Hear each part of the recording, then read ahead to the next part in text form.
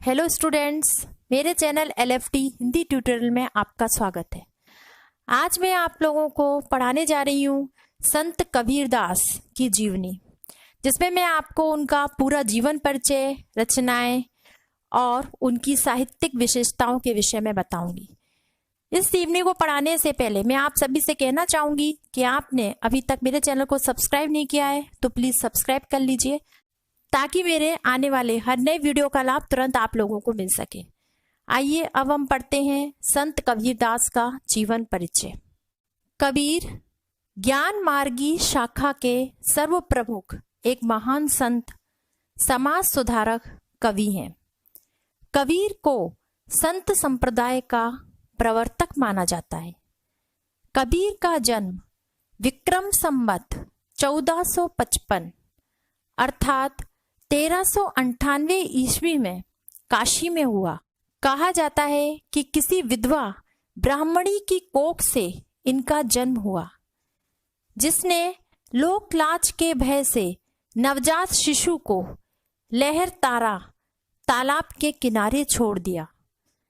कबीर का पालन पोषण निसंतान जुलाहा दंपति नीरू और नीमा ने किया। इस प्रकार कबीरदास के जन्म के संबंध में अनेक किंवदंतियां हैं।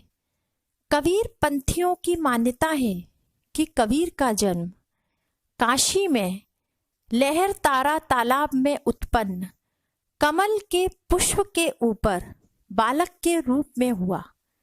कुछ लोगों का कहना है कि वे जन्म से मुसलमान थे और युवावस्था में स्वामी रामानंद के प्रभाव से उन्हें हिंदू धर्म की बातें मालूम हुई। एक दिन कबीर पंचगंगा घाट की सीढ़ियों पर गिर पड़े। रामानंद जी गंगा स्नान करने के लिए सीढ़ियां उतर रहे थे कि तभी उनका पैर कबीर के शरीर पर पड़ गया। उनके मुख से उसी समय राम राम शब्द निकल पड़ा। उसी राम को कबीर ने दीक्षा मंत्र मान लिया और रामानंद जी को अपना गुरु स्वीकार कर लिया। इस प्रकार कबीरदास जी के गुरु रामानंद जी हुए। कबीर के माता पिता के विषय में एक राय निश्चित नहीं है। कुछ लोगों का मत है कि नीरू और नीमा ने केवल कबीर का पालन पोषण ही किया था। एक किंवदंती के अनुसार कबीर को एक विधवा ब्राह्मणी का पुत्र बताया जाता है, जिसको भूल से रामानंद जी ने पुत्रवती होने का आशीर्वाद दे दिया था। एक जगह कबीर ने कहा भी है, जाति जुलाहा नाम कबीरा बनी बनी फिरो उदासी। कबीर का अधिकांश जीवन काशी में व्यतीत हुआ। वे काशी के जुलाहे के रूप में जाने जाते हैं। इस प्रकार कबीर के पिता का नाम नीरू था, माता का नाम नीमा, कबीर की पत्नी लोई और कबीर के पुत्र का नाम कमाल था।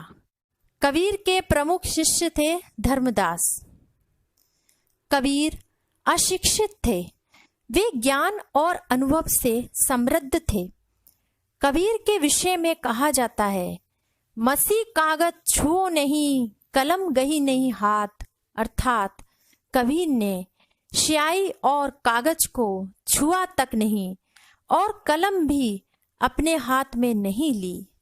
सदगुरु रामानंद जी की कृपा से कबीर को आत्मज्ञान तथा प्रभु भक्ति का ज्ञान प्राप्त हुआ। बचपन से ही कबीर एकांत प्रिय चिंतनशील स्वभाव के थे।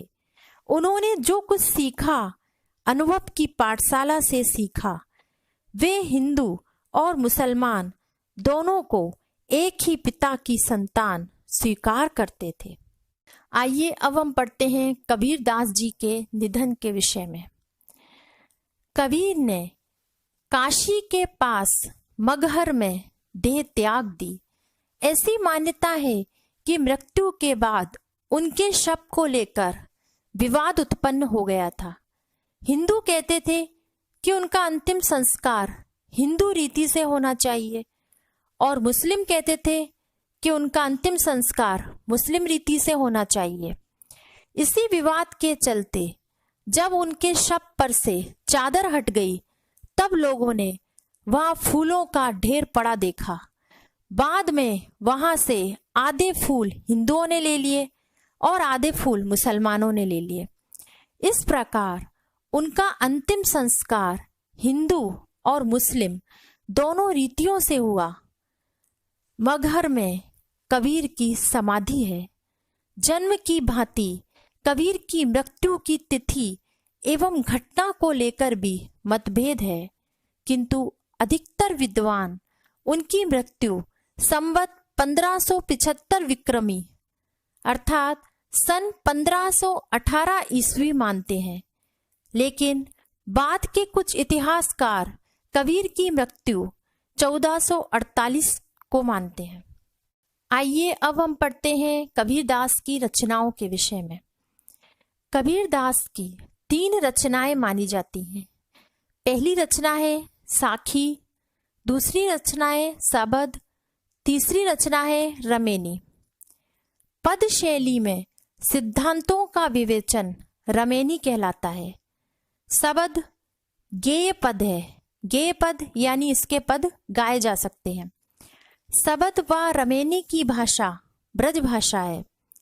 इस प्रकार कबीर की रचनाओं का संकलन बीजक नाम से प्रसिद्ध है और बीजक के ही 3 भाग साखी, सबद व रमेनी है। कबीर भक्ति काल की निर्गुण काव्यधारा अर्थात ज्ञानाश्रयी शाखा के प्रतिनिधि कवि हैं। कबीर ने अपनी रचनाओं में स्वयं को जुलाहा और काशी का निवासी कहा है। आचार्य हजारी प्रसाद द्विवेदी ने कबीर को वाणी का डिक्टेटर कहा है। आचार्य रामचंद्र शुक्ल ने कबीर की भाषा को पंचमेल खिचड़ी कहा है। कबीर के पदों का संकलन बाबू श्याम सुंदर दास ने कबीर ग्रंथावली शीर्षक से किया है। कबीर हिंदी के सर्वप्रथम रहस्यवादी कवि हैं। अतः कबीर के काव्य में भावात्मक रहस्यवाद के दर्शन होते हैं। कबीर की रचनाओं में सिद्धों, नाथों और सूफी संतों की बातों का प्रभाव मिलता है। कबीर ने स्वयं ग्रंथ नहीं लिखे, मुंह से बोले और उनके शिष्यों ने उन्हें लिख लिया। आइए अब हम पढ़ते हैं कबीर के काव्य की काव्यगत विशेषताएं। मध्यकाल के क्रांति पुरुष होने के कारण कबीर ने समाज के भीतरी और बाहरी दोनों पक्षों पर तीखे व्यंग प्रहार किए हैं। कबीर के काव्य में धर्म के बाह्य आडंबरों का विरोध किया गया है। उन्होंने राम रहीम की एकता की स्थापना का प्रयत्न भी किया। जातिगत और धार्मिक पक्षपात का बार बार खंडन किया है। वे हर प्रकार के भेदभाव से मुक्त मनुष्य को मनुष्यता से जगाने का प्रयत्न करते हैं। समाज में व्याप्त अंधविश्वास पर उन्होंने तीव्र प्रहार किया है। वे ईश्वर की प्राप्ति के लिए ज्ञान को साधन मानते हैं। वे योग साधना के गूढ़ रहस्यों को भी अपनी कविता में प्रस्तुत करते हैं। वे निराकार ईश्वर को पाने के लिए ज्ञान मार्ग तथा योग साधना को महत्वपूर्ण मानते हैं। नाम महिमा, गुरु का महत्व, सदाचार आदि विषयों पर केंद्रित रचनाएं कबीर के काव्य को संत काव्य की व्यापक पृष्ठभूमि प्रदान करते हैं। कबीर की भाषा को खिचड़ी भाषा कहा जाता है। अपने देशाटन के कारण वे जगह जगह की बोली वाणी से परिचित होते रहे और वहां के शब्द भी ग्रहण करते रहे। इसीलिए उनकी भाषा में अनेक बोलियों के शब्द आ गए हैं। इस प्रकार कबीर की भाषा पूर्वी जनपद की भाषा है। कबीर की भाषा को सदुकड़ी भाषा भी कहा गया है, कबीर की रचनाओं में अनेक भाषाओं के शब्द मिलते हैं, जैसे अरबी, फारसी, पंजाबी, बुंदेलखंडी, ब्रजभाषा, खड़ी बोली आदि सभी शब्द उनकी भाषाओं में मिलते हैं। कबीर भक्त पहले और कवि बाद में थे। कबीर का मूल मंत्र था, मैं कहता आँखिन की देखी, तू कहता कागज की लेखी। उनकी कविता में सच्चे गुरु का भी गौरवगान मिलता है। संक्षेप में कहा जा सकता है कि कबीर के काव्य का सर्वाधिक महत्व धार्मिक एवं सामाजिक एकता है। आचार्य हजारी प्रसाद द्विवेदी के अनुसार हिंदी साहित्य के 1000 वर्षों के इतिहास में कबीर जैसा व्यक्तित्व लेकर कोई उत्पन्न नहीं हुआ। आइए इसके महत्वपूर्ण बिंदुओं को एक बार हम फिर से देख लेते हैं। ये वे महत्वपूर्ण बिंदु हैं जिनमें से प्रतियोगी परीक्षाओं में प्रश्न पूछे जाते हैं। कबीर ज्ञान मार्गी शाखा के महान संत, समाज सुधारक कवि।